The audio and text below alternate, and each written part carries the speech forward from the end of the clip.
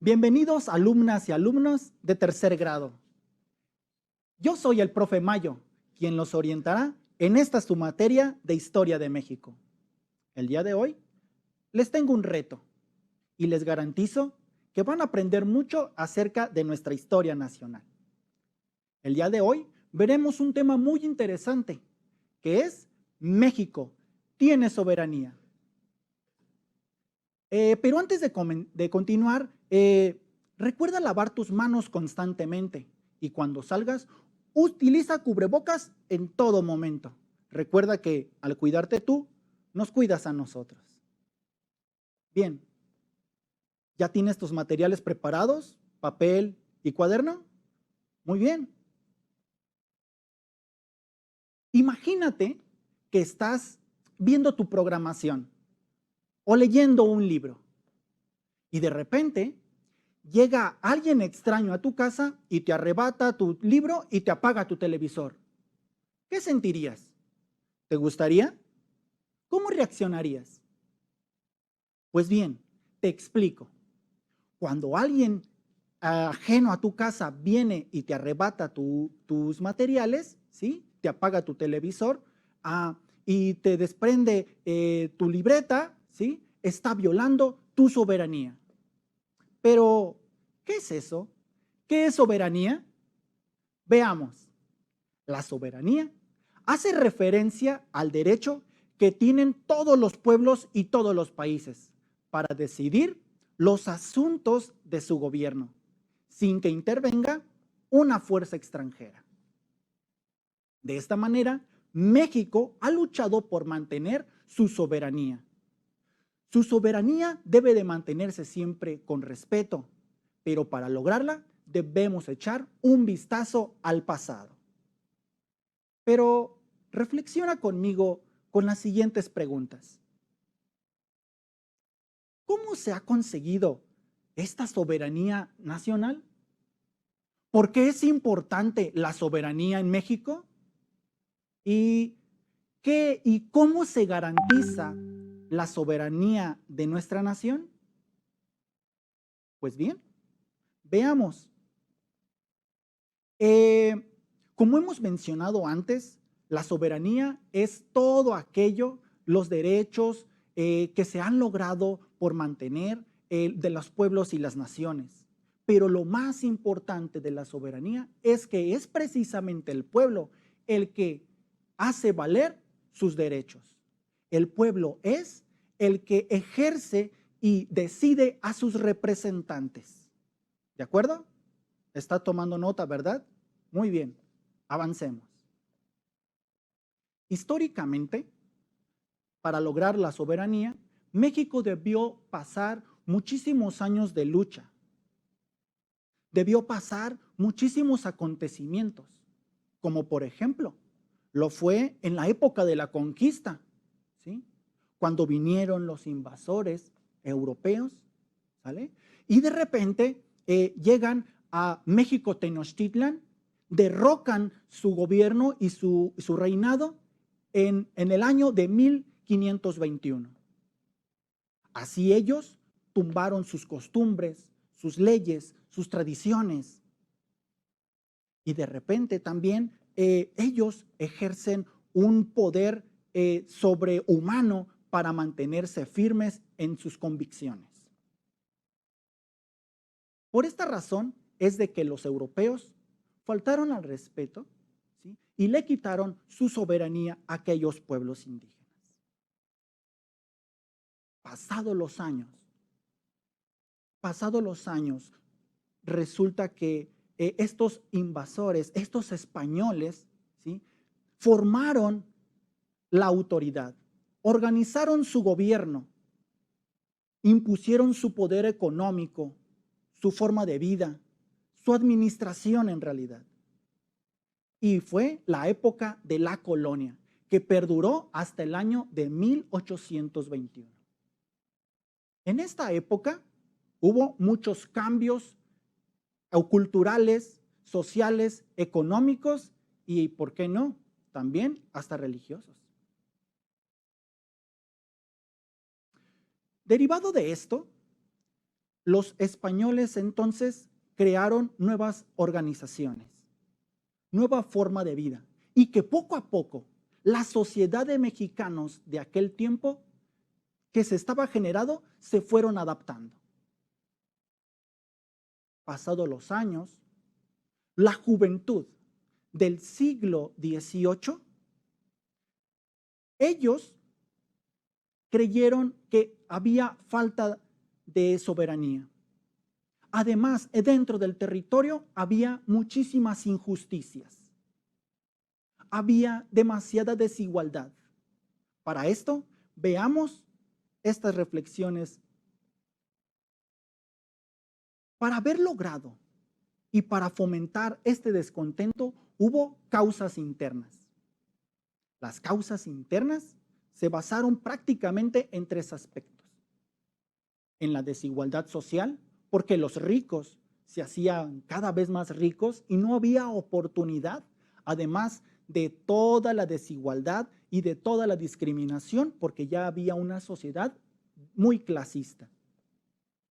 También había una desigualdad económica, porque los de la realeza eran cada vez más ricos, aprovechándose de las fuerzas de trabajo de las diferentes castas. Pero todo esto surgió también con las reformas borbónicas. Estas reformas borbónicas fueron tan importantes para la época porque ellos solamente querían mantener el poder político. Querían ejercer y administrar económicamente al país. Y sobre todo, mantener por medio del uso de la fuerza el reinado.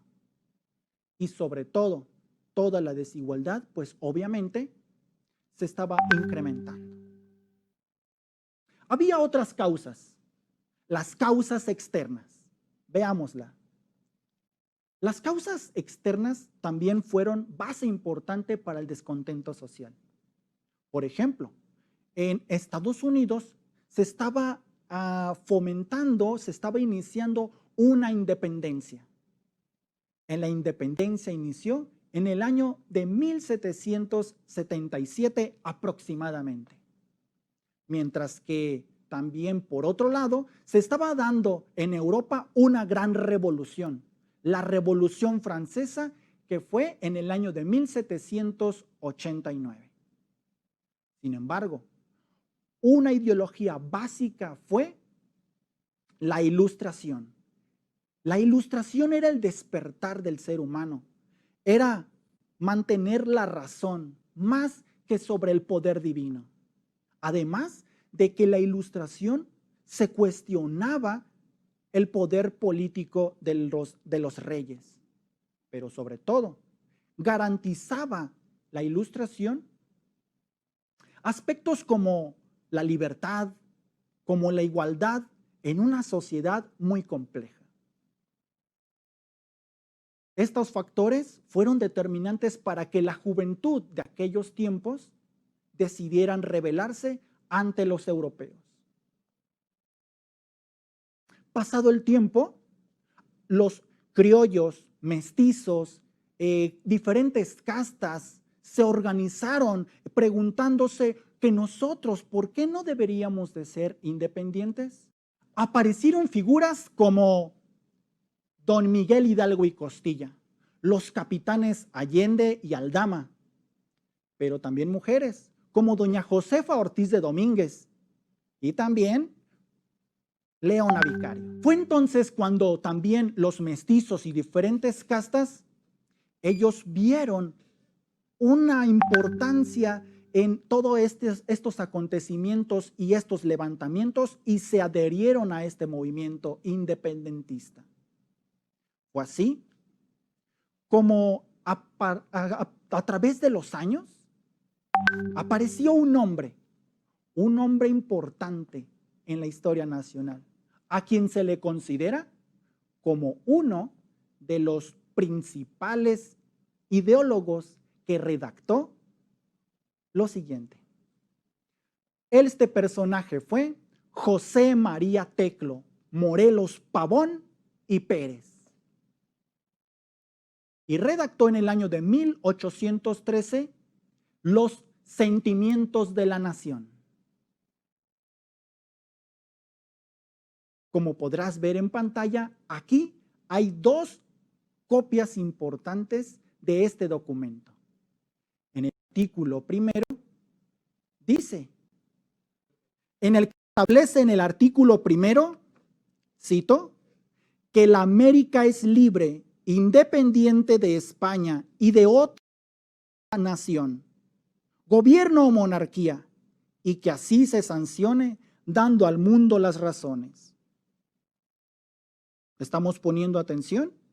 Mientras que el artículo quinto indica que la soberanía dimana, o sea, surge inmediatamente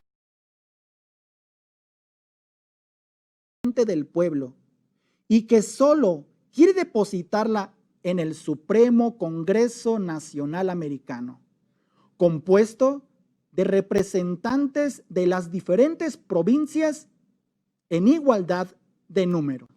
Esto significa, apreciables alumnas y alumnos, que ya existía la idea de libertad. Ya habían antecedentes para lograr una soberanía, pero no fue hasta el 27 de septiembre del año de 1821 cuando definitivamente logramos la independencia. Híjole, pero esto se está poniendo cada vez más interesante. Veamos. A través de los años, hubo unos cambios dentro del país importantes. Al interior del país hubo un cambio que marcó la historia de México. Estos fueron las reformas. Porque en el interior del país había muchos conflictos, había diferentes facciones, había diferentes facciones políticas que estaban en contraposición. Pero la idea era clara, era cómo organizar mejor al país. Pero con esta situación hubo países que estaban aprovechándose de la situación interna del país. Por ejemplo, en el año de 1846 tuvimos una invasión por los norteamericanos en donde surgieron los niños héroes.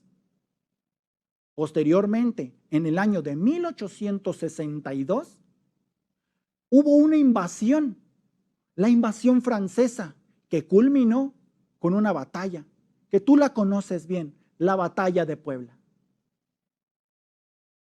Pero déjame decirte que hubo hombres y mujeres que hicieron resaltar nuestra ideología, que hicieron valer los principios elementales de independencia y soberanía. Es por eso que surgieron héroes como, por ejemplo, don Benito Juárez García y su comitiva, como por ejemplo Melchor Ocampo.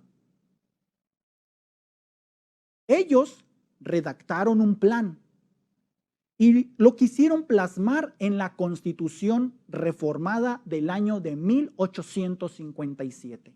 Esta Constitución del año de 1857 hacía garante la igualdad, libertad y soberanía en los artículos 39, 40 y 41. En el artículo 39 principalmente menciona que la soberanía nacional reside esencial y originalmente en el pueblo. Todo poder público dimana del pueblo y se instituye para su beneficio. Esto significa que los artículos 39, 40 y 41 hacen valer actualmente nuestros derechos y también garantiza la soberanía. Actualmente nos regimos por la Constitución mexicana del año de 1917, en los cuales, como podrás observar en tu libro, en los artículos igualmente 39, 40 y 41 garantizan estos derechos, estas libertades. ¿Cómo te sientes hasta el momento? Me imagino que estás aprendiendo demasiado. Muy bien. Acompáñame a seguir.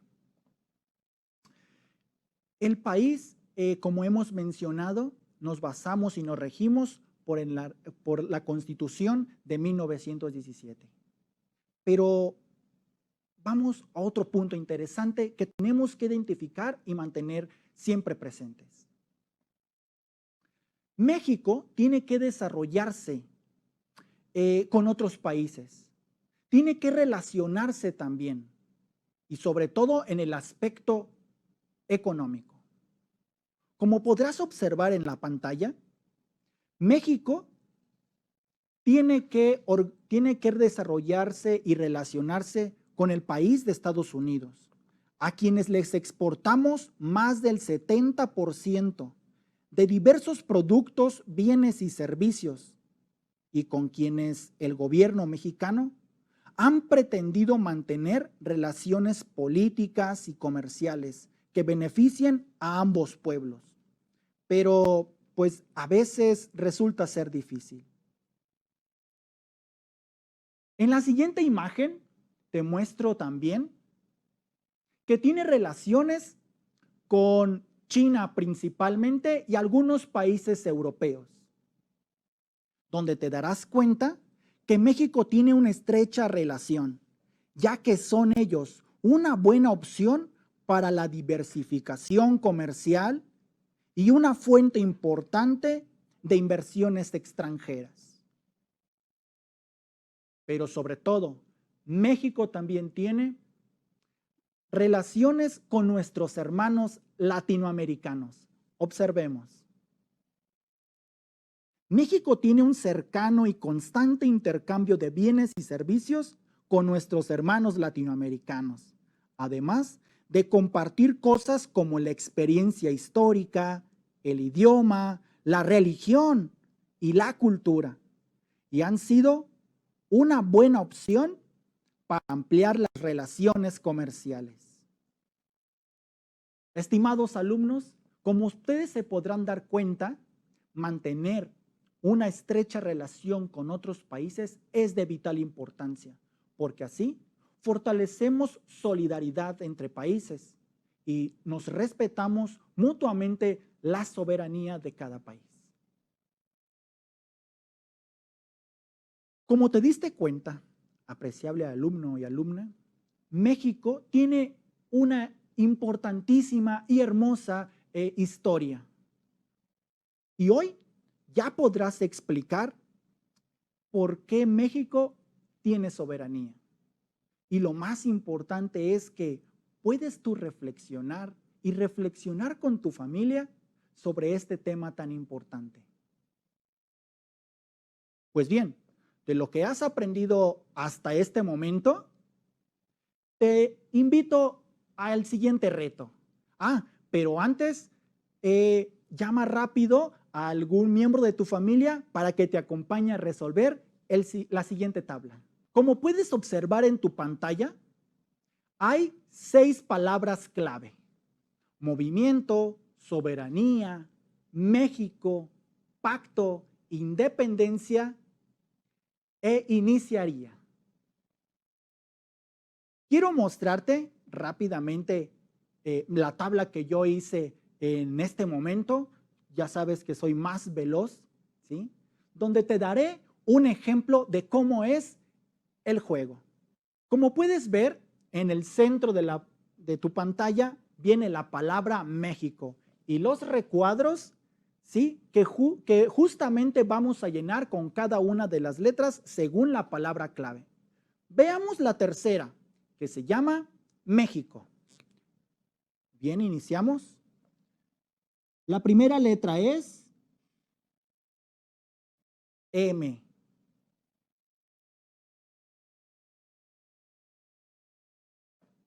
¿De acuerdo? Ya estamos entendiendo, ¿verdad? Vamos a seguirle entonces.